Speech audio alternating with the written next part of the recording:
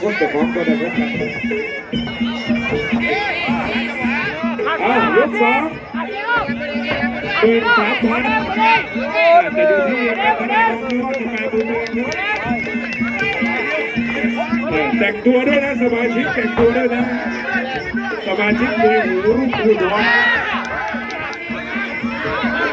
เก็บเปิดแล้วครับยกสอง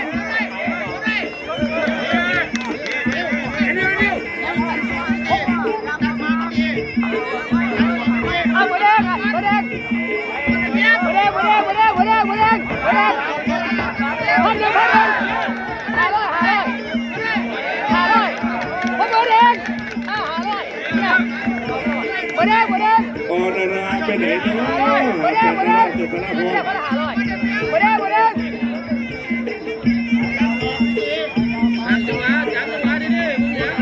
ยืนกันไม่ห่างครับยืนยกสองนะครับ5 ยกขวาไปวีรชาติทำลายจังหวะ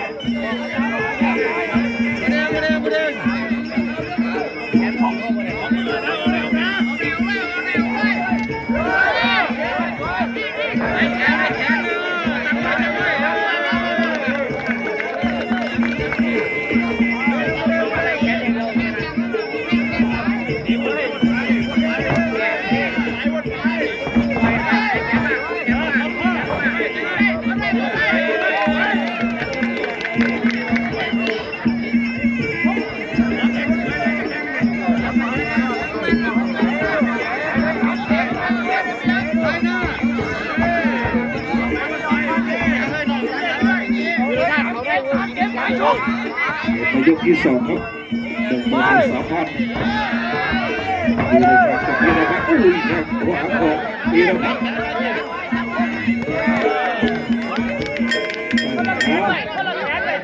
ผ่านไป2 ยกของจริงยังไม่ออกคู่ต่อไปครับเป็นหน้าที่ของทองเหมืองเก้ากับปราบเจ็บยอดเบียร์เบิร์ดหรือว่ายินดี3-2เลยคุณสกุลกับเพชรพายุเพชรพายุมาเหนือเมฆกับตึงสร้างโง่แล้วก็พญาเต่ากับเพชรชิงชัยเป็นคู่สุดท้ายครับเราอยู่5 คู่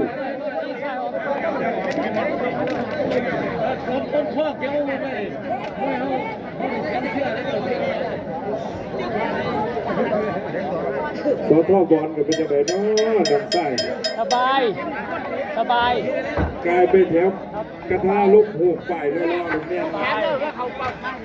เบอร์ 2ต้นนะเบอร์ 2ครับสอทอบอลสอทอธีรพลนะก็ยุเขียนในพวกพี่เป็นแน่นอนเนาะเดี๋ยวคุณต้องไปในของพวกมาไล่เด้อสอทอบอลเด้อ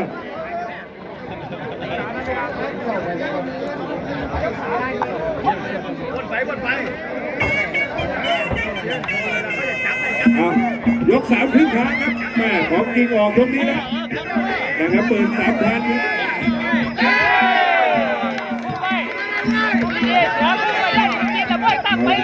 ที่3นะไม่เล่นพอนับพอต่อไปแล้วเลยกีรพัฒน์ยังเปิดเกมได้เดี๋ยวส่งสัญญาณให้กันด้วยกีรพัฒน์โอ้แข็งแรงครับตีเล่นนะกีรชาติจะทำตีเล่นโอ้ทุกมือดีนะโอ้มากีรพัฒน์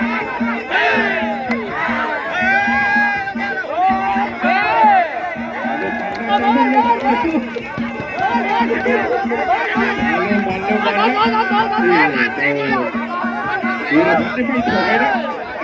เปิดเข้าหาตลอดบนหลังเขาเด็กตีซ้ายมาที่นั่นเลยจ้า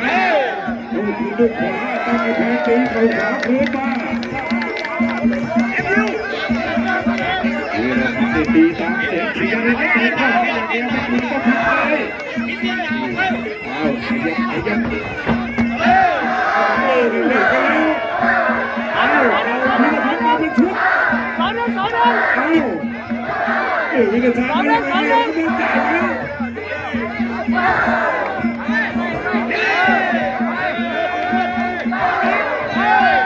ฝากคุยเหมือนกันครั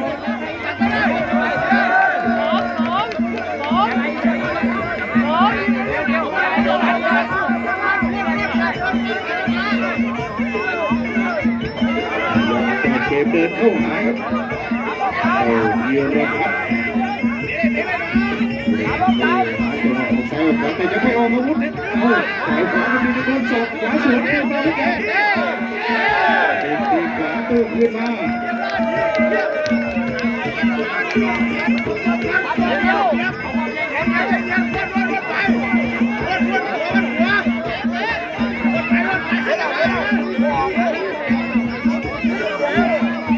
ประโยคที่ 3หมดยกที่ 3หมดยกที่ 3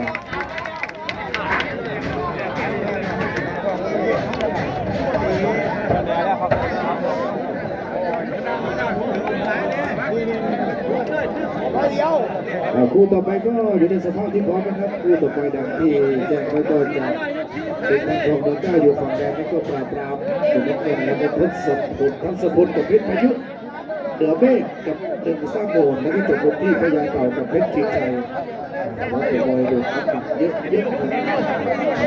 12 6 10 6 15 12ก็ยังเหลืออีกเอาไปคู่นึงในที่คู่ของปราบปรามไม่ได้ทำการแข่งขันบนรถอีก4 คู่1 2 3 4กับคู่ที่ทำการแข่งขันคู่นี้ในคู่ต่อไปก็จะเป็นทัศพลกับเพชรพายุครับยังไม่พร้อมเป็นเจ้าโอนพิเศษเลยนาเมฆกับสร้างโอนหนึ่งสร้างโอนพญาเต่าเพชรจริงใจคู่ต่อไปเป็นทัศพลเพชรพายุรับทราบครับเดินออกไปสดใสไว้มาเลยมาอยู่4 คู่ต่อไปยกที่ 4ครับชิง 13,000วีรชาญสิงห์ภูไพรแดงธีรพัฒน์เด็กดำมวยไทยน้ำเงินชิง 13,000ยกที่ 4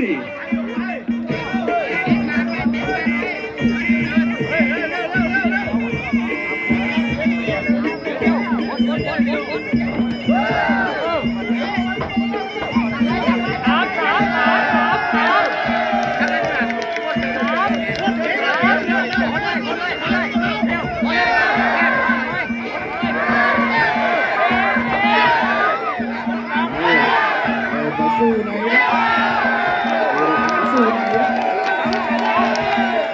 แย่ต่อยซ้ายธีรพัฒน์เต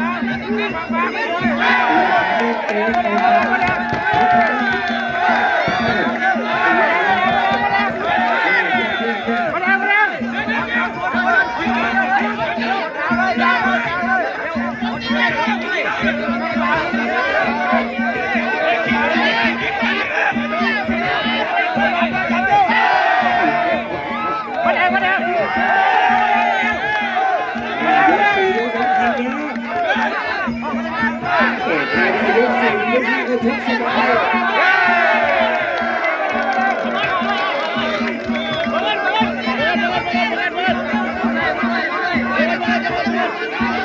เดี๋ยวเข้าไปก็ทีละ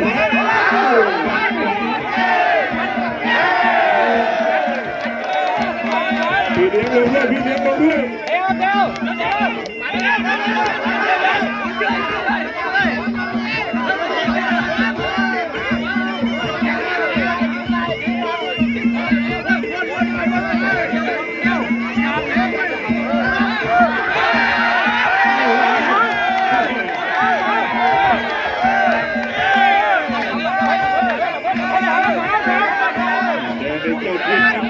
เยือนจากอำเภอเมือง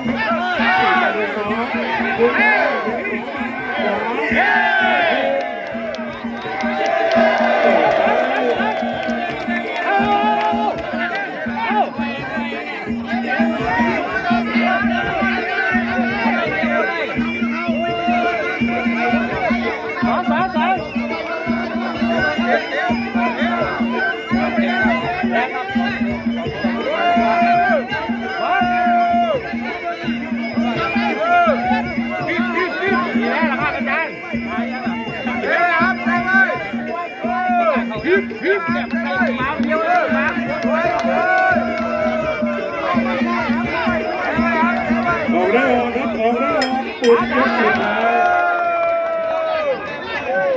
ยหมดยก 4นะครับเดี๋ยวอีก 1 ยก เป้ายิงเด็กต่างสุดไม่ คุณแพ้ต่อ3-1เลยเยอะดี3-3โอ้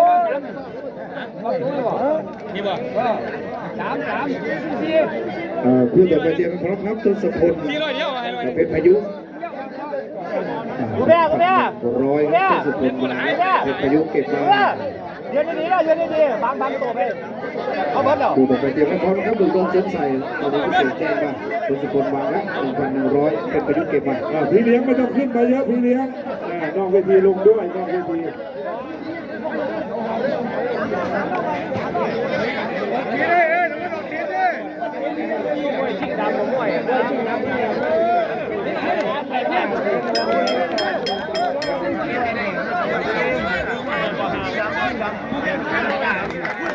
ไอ้ขาดเก็บไปก่อนยกขาบอกยกฟีนดีสองต่อย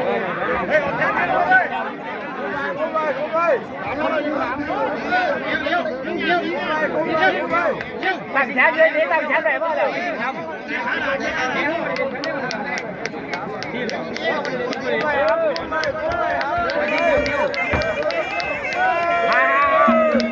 ยกสุดท้ายนะ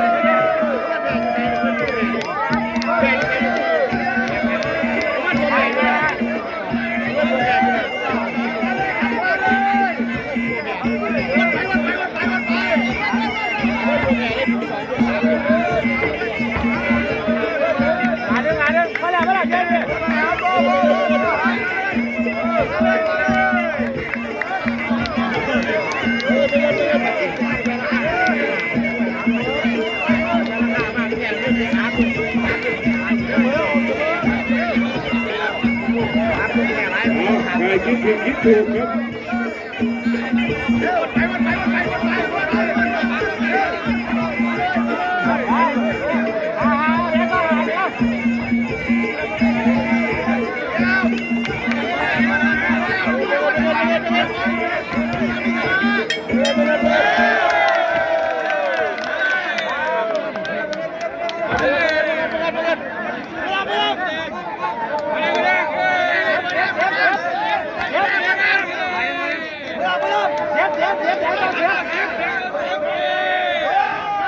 ถูกต้องให้กับทีมเด็กตักมวยไทยอ